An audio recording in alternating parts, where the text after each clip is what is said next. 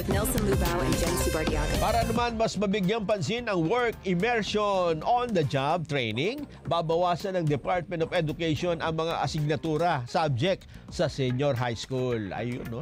Sinabi ni Education Secretary Sani Angara na layunin ng DepEd na gawing mas simple ang senior high school curriculum at bawasan ang mga asignatura sa 5 o 6 na lang. Bawasan yung mga subject. Ang dami na ha? Kung babawasan naman ang mga asignatura sa senior high school curriculum, magkakaroon ng mas maraming oras ang mga estudyante para sa on-the-job training o yung work immersion na kinakailangan ng industriya.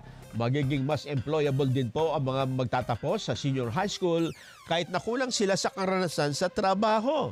Sa pulong kasama ang mga consultant ng Asian Development Bank, hiniling ho ng DepEd ang mga rekomendasyon tungkol sa istruktura ng high school, senior high school curriculum. Para particular ho yung mga content ng English, Science, Math, Standards at Curriculum Guides.